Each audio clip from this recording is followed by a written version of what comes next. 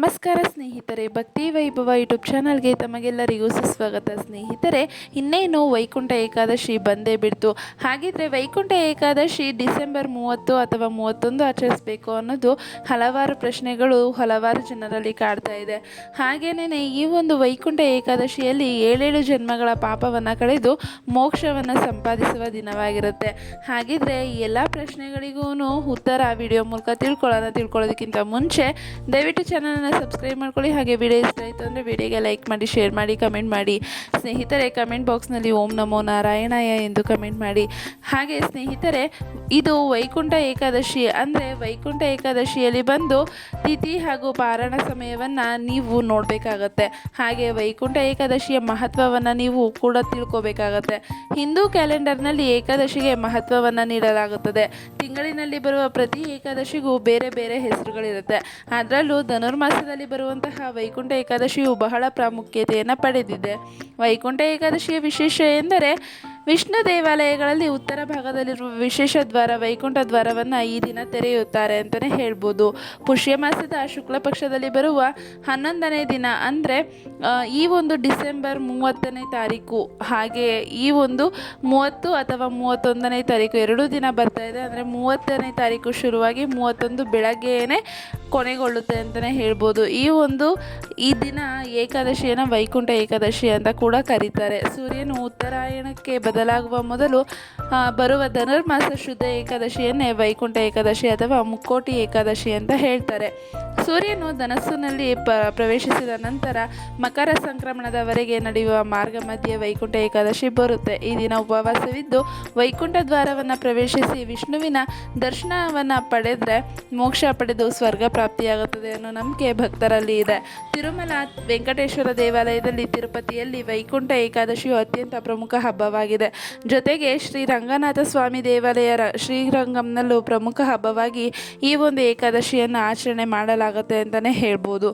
ಹಾಗೆ ಸ್ನೇಹಿತರೆ, ಏಕ ಎಂದರೆ ಒಂದು ದಶ ಎಂದರ್ಥ. ಹಾಗೆ 10 ಅಂತ ಅಂದರೆ ಏಕ ಅಂದರೆ 10 ಅಂತ. ಏಕಾದಶಿ ಅಂದರೆ 11ನೇ ದಿನ. ಅಮಾವಾಸ್ಯೆ ಮತ್ತು ಹುಣ್ಣಿಮೆಯ ನಂತರ 11ನೇ ದಿನ ಏಕಾದಶಿ ಬರುತ್ತೆ ಅಂತಲೇ ಹೇಳ್ಬೋದು. ಅಂದರೆ ಒಂದು ಮಾಸದಲ್ಲಿ 2 ಏಕಾದಶಿ ಬರುತ್ತೆ. ಪುಷ್ಯ ಮಾಸದಲ್ಲಿ ಬರುವ ಶುಕ್ಲ ಪಕ್ಷದ ವೈಕುಂಠ ಏಕಾದಶಿಯನ್ನು ಪುತ್ರದ ಏಕಾದಶಿ ಅಂತ ಕೂಡ ಕರೀತಾರೆ ಅಂತಲೇ ಹೇಳ್ಬೋದು. ಹಾಗೆ ಸ್ನೇಹಿತರೆ, ಪುತ್ರದ ಏಕಾದಶಿಯ ಹಿಂದೆ ಭವಿಷ್ಯೋತ್ತರ ಪುರಾಣದಲ್ಲಿ ಒಂದು ಕಥೆ ಇದೆ ಅಂತಲೇ ಹೇಳ್ಬೋದು. ಹಿಂದೆ ಭದ್ರಾವತಿ ಎಂಬ ಪಟ್ಟಣದಲ್ಲಿ ಕೇತಮನೆ ಎಂಬ ರಾಜನಿದ್ದಾರೆ. ಹಾಗೆ ಅವನ ಪತ್ನಿ ಶೈಬ್ಯ. ಇವರಿಗೆ ಸಂತಾನ ಭಾಗ್ಯವಿಲ್ಲದೆ ತುಂಬ ದುಃಖಿತರಾಗಿ ಕಾಲ ಕಳೀತಾ ಇರ್ತಾರೆ. ಎಲ್ಲ ಪೂಜೆ ಪುನಸ್ಕಾರ ವ್ರತಗಳನ್ನು ಮಾಡಿದರೂ ಸಂತಾನ ಯೋಗ ಪ್ರಾಪ್ತಿಯಾಗಿರಲ್ಲ. ಹಾಗೆ ಇದೇ ಕೊರಗಿನಿಂದ ರಾಜ ಹಾಗೂ ಅವನ ಪತ್ನಿಯು ರಾಜ್ಯವನ್ನು ತ್ಯಾಗ ಮಾಡಿ ಕಾಡಿಗೆ ಹೊರಡುತ್ತಾರೆ. ಆ ನಂತರ ಕಾಡಿನಲ್ಲಿ ಒಂದು ಆಶ್ರಮವನ್ನು ಕಂಡ ರಾಜ ದಂಪತಿಗಳು ಆ ಆಶ್ರಮದತ್ತ ಹೆಜ್ಜೆ ಹಾಕ್ತಾರೆ. ಅಲ್ಲಿ 11 ಜನ ಋಷಿಗಳನ್ನು ಕಂಡು ನಮಸ್ಕಾರವನ್ನು ಕೂಡ ಸಲ್ಲಿಸ್ತಾರೆ. ನೀವೆಲ್ಲ ಯಾರು, ಯಾಕೆ ಈ ಕಾಡಿಗೆ ಬಂದಿದ್ದೀರಿ ಎಂದು ರಾಜನು ಋಷಿಗಳನ್ನು ಪ್ರಶ್ನೆ ಮಾಡ್ತಾರೆ. ಆಗ ಆ ಋಷಿಗಳು, ನಾವೆಲ್ಲ ವಿಶ್ವೇ ದೇವತೆಗಳು ಪುಷ್ಯ ಮಾಸದ ಶುಕ್ಲ ಪಕ್ಷದಲ್ಲಿ ಬರುವ ಏಕಾದಶಿಯನ್ನು ಭೂಲೋಕದಲ್ಲಿ ಆಚರಿಸುವುದರಿಂದ ಒಳ್ಳೆಯ ಸಂತಾನವನ್ನು ಭಗವಂತನು ದಯಪಾಲಿಸುತ್ತಾನೆ ಎಂದು ಆಚರಣೆಯ ಉದ್ದೇಶವನ್ನು ರಾಜನಿಗೆ ತಿಳಿಸ್ತಾರೆ. ಆಗ ರಾಜನು ಪುತ್ರದ ಏಕಾದಶಿ ಆಚರಣೆಯನ್ನು ನಿಮ್ಮ ಸನ್ನಿಧಾನದಲ್ಲಿ ಮಾಡುತ್ತೇನೆ ಎಂದ ಋಷಿಮುನಿಗಳನ್ನು ಪ್ರಾರ್ಥನೆ ಮಾಡ್ತಾರೆ. ಅದಕ್ಕೆ ವಿಶ್ವೇ ದೇವತೆಗಳು ಒಪ್ಪಿದಾಗ ರಾಜನು ಋಷಿಗಳ ಸಮ್ಮುಖದಲ್ಲೇ ಪೂಜೆಯನ್ನು ಮಾಡಿ ಮರಳಿ ರಾಜ್ಯಕ್ಕೆ ಹೊರಡುತ್ತಾರೆ. ಪುತ್ರದ ಏಕಾದಶಿಯ ಫಲದಿಂದ ರಾಜನು ಶೀಘ್ರದಲ್ಲೇ ಪುತ್ರ ಸಂತಾನವನ್ನು ಪಡೀತಾರೆ. ಮುಂದೆ ಇದೇ ಮಗನು ದೊಡ್ಡವನಾಗಿ ತಂದೆ ತಾಯಿ ಹಿರಿಯರಿಗೆ ಹಾಗೂ ಭಗವಂತನಲ್ಲಿ ಭಕ್ತಿ ಗೌರವವನ್ನು ಇರಿಸಿಕೊಂಡು ರಾಜ್ಯವನ್ನು ಕೂಡ ಆಳ್ವಿಕೆ ಮಾಡ್ತಾರೆ. ಈ ಕಥೆಯನ್ನು ಭವಿಷ್ಯೋತ್ತರ ಪುರಾಣದಲ್ಲಿ ಶ್ರೀಕೃಷ್ಣನು ಧರ್ಮರಾಜನಿಗೆ ಹೇಳ್ತಾರೆ.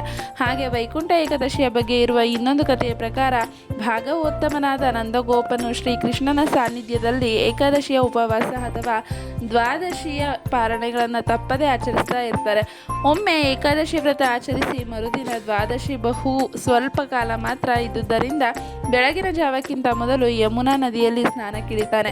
ಅದು ರಾಕ್ಷಸರ ಸಂಚಾರ ಕಾಲವಾಗಿದ್ದರಿಂದ ವರುಣದೇವನ ಸೇವಕನಾದ ರಾಕ್ಷಸ ನಂದಗೋಪನನ್ನು ವರುಣ ಬಳಿ ಎಳೆದೊಯ್ಯುತ್ತಾರೆ. ನಂದಗೋಪನು ಸಮಯ ಕಳೆದರೂ ಬಾರದೇ ಇದ್ದಾಗ ಗೋಪಾಲಕರೆಲ್ಲ ಬಲರಾಮನಿಗೆ ಸುದ್ದಿಯನ್ನು ಕೂಡ ಮುಟ್ಟಿಸ್ತಾರೆ. ಶ್ರೀಕೃಷ್ಣನು ಅವರಿಗೆಲ್ಲ ಅಭಯವಿತ್ತು ನಂದಗೋಪನನ್ನು ಕರೆತರುವುದಾಗಿ ಹೇಳಿ ವರುಣ ಲೋಕಕ್ಕೆ ಬರ್ತಾರೆ ಅಂತಲೇ ಹೇಳ್ತಾರೆ. ಹಾಗೆ ಶ್ರೀಕೃಷ್ಣನನ್ನು ನೋಡಿದ ವರುಣನು ತನ್ನ ಸೇವಕನಿಂದಾದ ಅಪರಾಧವನ್ನು ಮನ್ನಿಸೆಂದು ಪ್ರಾರ್ಥನೆ ಪ್ರಾರ್ಥನೆ ಕೂಡ ಮಾಡಿರ್ತಾರೆ. ವರುಣನಿಗೆ ಆಶೀರ್ವಾದ ಮಾಡಿದ ಶ್ರೀಕೃಷ್ಣನು ತನ್ನ ತಂದೆಯೊಂದಿಗೆ ಹಿಂದಿರುಗ್ತಾರೆ. ವರುಣ ಲೋಕದಲ್ಲಿ ಶ್ರೀಕೃಷ್ಣನಿಗೆ ದೊರೆತ ಭವ್ಯ ಸ್ವಾಗತವನ್ನು ಎಳೆ ಎಳೆಯಾಗಿ ನಂದಗೋಪನು ವರ್ಣಿಸುತ್ತಿದ್ದರೆ, ಉಳಿದ ಗೋಪಾಲಕರಿಗೆ ಹೆಮ್ಮೆ ಎನಿಸಿ ಶ್ರೀಕೃಷ್ಣನ ನಿಜ ರೂಪವನ್ನು ನೋಡುವ ಭಾಗ್ಯವೂ ಇಲ್ಲವಾಯಿತಲ್ಲ ಎಂದು ಪರಿತಪಿಸತೊಡಗುತ್ತಾರೆ. ಇದನ್ನರಿತ ಶ್ರೀಕೃಷ್ಣನು ಎಲ್ಲರಿಗೂ ಯಮುನಾ ನದಿಯಲ್ಲಿ ಬ್ರಹ್ಮಕುಂಡವೆಂಬ ಮಡುವಿನಲ್ಲಿ ಮುಳುಗಿ ಬರುವಂತೆ ತಿಳಿಸಿದ. ಹೀಗೆ ಕೃಷ್ಣನ ಮಾತನ್ನು ಪಾಲಿಸಿದ ಗೋಪಾಲಕರ ಕಣ್ಣಿಗೆ ವೈಕುಂಠವು ಕಾಣಿಸಿ ತೃಪ್ತಿಯನ್ನು ನೀಡುತ್ತೆ. ಶ್ರೀಕೃಷ್ಣನೇ ಪರದೈವವೆಂಬ ನಂಬಿಕೆ ಅವರಲ್ಲಿ ಸ್ಥಿರವಾಗುತ್ತೆ. ಹಾಗಾಗಿ ಈ ಕಾರಣಕ್ಕೆ ವೈಕುಂಠ ಏಕಾದಶಿ ಎಂದು ಕರೆಯಲಾಯಿತು ಎಂದು ನಂಬಲಾಗುತ್ತೆ ಅಂತಲೇ ಹೇಳ್ಬೋದು.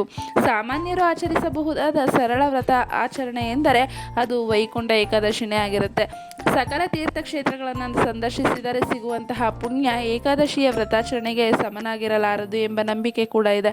ವಸಿಷ್ಠ ಮಹರ್ಷಿಯ ಪ್ರಕಾರ 11 ಇಂದ್ರಿಯಗಳಿಂದ ಸಂಪಾದಿಸಿದ ಸಕಲ ಪಾಪಗಳನ್ನು 11ನೇ ತಿಥಿಯಾದ ವೈಕುಂಠ ಏಕಾದಶಿಯು ಪರಿಹರಿಸುತ್ತೆಂದು ಹೇಳಲಾಗುತ್ತೆ. ಹಾಗೆ ವೈಕುಂಠ ಏಕಾದಶಿಯ ದಿನ ಉಪವಾಸವಿದ್ದು ಮಹಾವಿಷ್ಣುವಿನ ದರ್ಶನ ಮಾಡಿ ವೈಕುಂಠ ದ್ವಾರದ ಮೂಲಕ ಹೊರಬಂದರೆ 7 ಜನ್ಮದಲ್ಲಿ ಮಾಡಿರುವಂತಹ ಪಾಪಗಳು ನಿವಾರಣೆಯಾಗಿ ಮೋಕ್ಷ ಸಿಗುವುದೆಂಬ ನಂಬಿಕೆ ಇದೆ. ಅಲ್ಲದೆ ಈ ಏಕಾದಶಿಯ ದಿನ ಅಭ್ಯಂಜನ ಮಾಡಿ ಶ್ರೀನಿವಾಸ ಉತ್ಸವ ಮೂರ್ತಿಯ ಜೋಕಾಲಿಗೆ ತಲೆ ತಾಕಿಸಿ ವೈಕುಂಠ ದ್ವಾರದಿಂದ ಹೊರಬಂದರೆ ಮುಕ್ತಿಯೂ ಕೂಡ ದೊರೆಯುತ್ತೆ ಅಂತ ಹೇಳಲಾಗುತ್ತೆ. ಹೀಗಾಗಿ ವೈಕುಂಠ ಏಕಾದಶಿಯಂದು ಭಕ್ತಿ ಶ್ರದ್ಧೆಯಿಂದ ಉಪವಾಸ ವ್ರತವನ್ನು ಕೈಗೊಂಡು ಶ್ರೀಮನ್ನಾರಾಯಣ ದರ್ಶನ ಮಾಡಿ ಪುಣ್ಯವನ್ನು ಸಂಪಾದನೆ ಮಾಡಬೇಕಾಗತ್ತೆ. ಸ್ನೇಹಿತರೆ, ನೋಡಿದ್ರಲ್ಲ ಈ ಕಥೆಯ ಪ್ರಕಾರ ನೀವು ಕೂಡ ವೈಕುಂಠ ಏಕಾದಶಿಯನ್ನು ಆಚರಣೆ ಮಾಡಿದ್ದಾಗಿದ್ದಲ್ಲಿ ನೀವು ಕೂಡ ಸಕಲ ಪಾಪಗಳನ್ನು ಯಾವ ಪಾಪಗಳು ಇದೆಯೋ ಅದೆಲ್ಲನೂ ಮೋಕ್ಷ ಪಡೆಯಬಹುದು ಅಂತ ವಿಡಿಯೋ ಮೂಲಕ ತಿಳಿಸ್ತಾ ಇದ್ದೀನಿ. ಹಾಗೆ ಶ್ರೀನಿವಾಸ ದೇವರ ಕೃಪೆಗೆ ಪಾತ್ರರಾಗ್ಬೋದು ಅಂತಲೇ ಹೇಳ್ಬೋದು. ಸ್ನೇಹಿತರೆ, ಈ ಒಂದು ಮಾಹಿತಿ ಇಷ್ಟ ಆಗಿದೆ ಅಂತ ಅನ್ಕೊತೀನಿ. ಇಷ್ಟ ಆಗಿದ್ರೆ ವಿಡಿಯೋಗೆ ಲೈಕ್ ಮಾಡಿ, ಶೇರ್ ಮಾಡಿ, ಕಮೆಂಟ್ ಮಾಡಿ. ಹಾಗೆ ದಯವಿಟ್ಟು ಚಾನಲನ್ನು ಸಬ್ಸ್ಕ್ರೈಬ್ ಮಾಡ್ಕೊಳ್ಳಿ. ಕಮೆಂಟ್ ಬಾಕ್ಸ್ನಲ್ಲಿ ಓಂ ನಮೋ ನಾರಾಯಣ ಎಂದು ಕಮೆಂಟ್ ಮಾಡಿ. ಸ್ನೇಹಿತರೆ, ವಿಡಿಯೋ ವೀಕ್ಷಿಸಿದ್ದಕ್ಕಾಗಿ ಧನ್ಯವಾದಗಳು.